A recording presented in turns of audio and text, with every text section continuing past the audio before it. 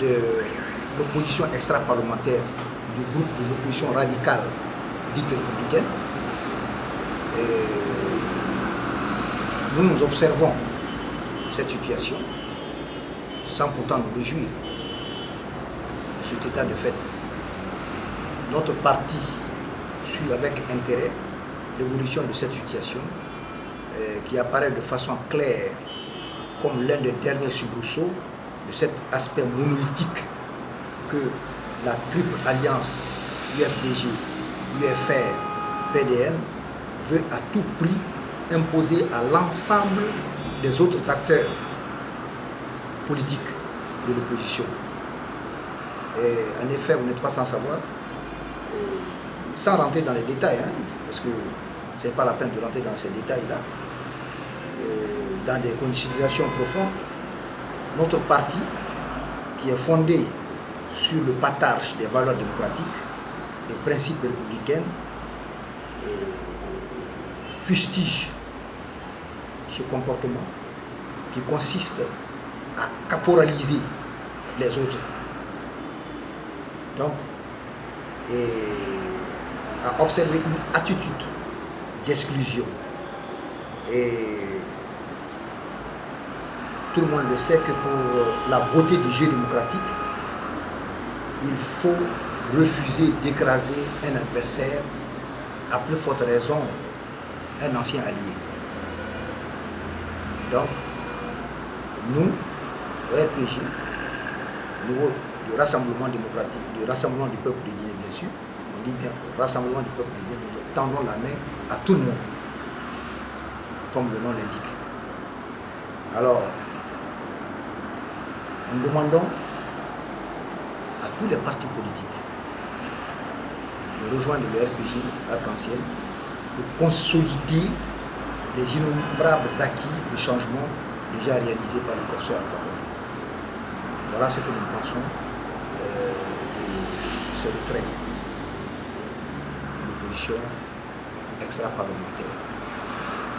Là, M. Camara, c'est Mamadou. M. Komara, je m'excuse, c'est Mamadou Alpha Baldé du site guinématin.com. Oui. Et la Guinée est en deuil par rapport à une bousculade qui a fait 33 morts à la place de Rockbané, où la plupart des gens dénoncent la négligence de l'État. Quel commentaire en fait? Eh bien, je crois qu'il n'y a pas une négligence de l'État. Vous savez, les gens, ils utilisent des mots juste pour amuser la galerie. Sinon, l'État fait ce qu'il a pu faire. Quand les jeunes quittent la maison au vu et au su de leurs parents, c'est une irresponsabilité notoire d'abord de la famille. Avant de parler de l'État, parler de soi-même. Je ne peux pas accepter, moi, laisser partir mon enfant de 5 à 6 ans n'importe où. Je ne peux pas le faire. Ça, c'est un. Donc, les gens, ils sont partis. Ça n'a pas marché. Je pense que ce n'est pas responsable d'accuser l'État dans ces conditions. Mais vous savez, les Guinéens, il y a certains Guinéens qui cherchent toujours à envoyer la balle dans le camp de l'État. C'est une bonne guerre, c'est en politique. On cherche toujours à aiguillonner les choses pour pouvoir renverser la situation du côté de l'autre, qui est au pouvoir. Et je crois que ça ne marchera pas. Peut-être ici les gens pensent que l'État a une part de responsabilité, c'est surtout parce qu'il y a 7 ans, 7 mois, je m'excuse, il y a eu un plan de sauvegarde au niveau de l'Ambani.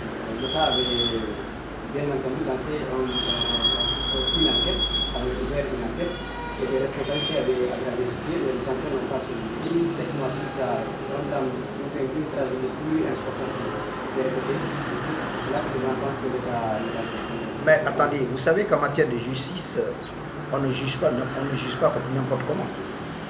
Il ne faut pas faire la justice à grande vitesse. Quand un problème est au niveau de la justice, il faut que le problème soit étudié à fond. Une fois que c'est étudié à fond, les coupables sont sanctionnés, les coupables sont jugés et sanctionnés. Mais il faut d'abord étudier le problème. Il faut mettre les juges sur la trace. Et ce travail a été fait. Ce travail a été fait. Mais ce n'est pas en 6 mois, en 3 mois qu'on va arrêter les gens, les mettre en prison. Mais en ce moment, on dira encore, c'est les mêmes gens qui vont dire la Guinée n'est pas un état de droit. Hein? La Guinée n'est pas un état de droit. On arrête les gens, on ne fait même pas du jugement, on fait des jugements rapides et on les met en prison. Mais quand on doit faire un jugement, il faut mettre tout en place pour que les intéressés soient jugés. Dans le cas contraire, ce n'est pas la peine. Et c'est ce qui a été fait. Et maintenant, c'est ce qui est en cours aussi. Il y a une information judiciaire qui est ouverte. La justice est en train de faire son travail et on est en train de faire des enquêtes.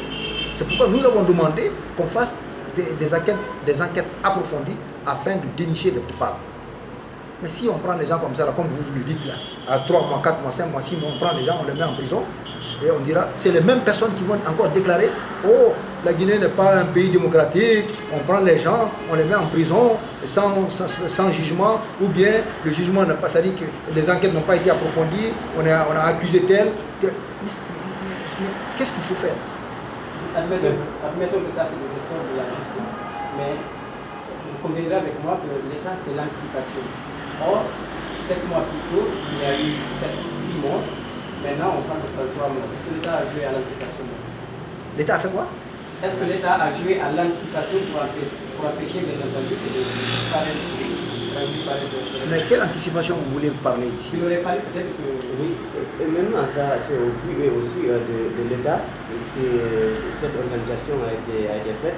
Et il y a eu des publicités au niveau de toutes les stations. Et on ne peut pas dire que l'État ne peut pas... Attendez, quand vous parlez de l'État, l'État c'est qui? Le gouvernement, précisément. L'État, ce n'est pas le gouvernement précisément. Précisément. Non, vous vous trompez.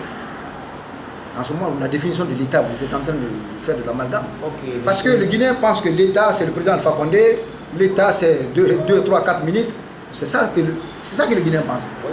Ah là, il se trompe. Il se trompe.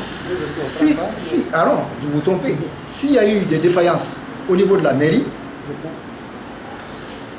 non, s'il y a eu des défaillances au niveau de la mairie, il faudrait bien que les responsabilités soient situées. S'il y a eu des défaillances au niveau du chef de quartier, il faudrait bien que les responsabilités soient situées. C'est pourquoi nous avons demandé de faire des enquêtes approfondies. Ah, bien sûr. C'est l'ancien gouverneur qui a interdit la fréquentation de ces plages. Il n'a pas eu une décision pour la réouverture de ces plages. Oui. Ici. Et maintenant, il y a eu une organisation au niveau de ce site. Qu'est-ce qu'on peut dire par rapport à ça? Mais les enquêtes vont le prouver tout de suite. Quand les enquêtes vont être réalisées, et les enquêtes sont déjà en cours, les enquêtes prouveront qui a fait quoi. Et le Premier ministre a été très clair la fois passée. Il faut qu'on sache qui a fait quoi. Qui a donné l'autorisation. C'est ça. C'est ça le fonctionnement de l'État. Maintenant, moi on saura qui a fait quoi. Les sanctions vont tomber. L'autre point d'actualité, c'est le deuil enclenché par le président lui-même. Et surtout que ce deuil coïncide à son voyage au niveau des États-Unis. Surtout qu'il y a une maladie, le virus Ebola qui a refait surface de façon prévisible là. Donc on pense qu'il aurait fallu que s'abstienne de ce voyage. Comment est-ce? Mais moi je pense que ça c'est des débats inutiles. J'ai entendu certains parler de ça, dire que le président devait rester pour ne pas s'abstenir, ne pas aller. Mais écoutez, c'est le président de la République, le chef de l'État. Hein? Il y a un deuil, nous sommes tous en deuil, y compris le président de la République. Mais cela ne veut pas dire qu'il ne doit pas aller régler les problèmes du pays. Mais on ne va pas tuer, on ne va pas arrêter tout. On ne va pas arrêter, le train ne va pas s'arrêter parce qu'il y a un deuil. S'il y a un deuil, mais nous observons tous le deuil. Ça c'est normal. Et on a pris des décisions, on a pris des sanctions Et on a proposé des sanctions. Si la justice fait son travail, les sanctions vont tomber. Voilà, il y a eu des décisions qui ont été prises déjà. Hein, les drapeaux sont en berne. Le pays est en deuil. Mais quand le pays est en deuil, alors que l'État doit fonctionner, on ne doit pas empêcher le fonctionnement de l'État. Parce que le pays est en deuil. Quand vous êtes en deuil à la maison, vous n'allez pas faire 3, 4, 5 jours sans manger. Ce n'est pas possible.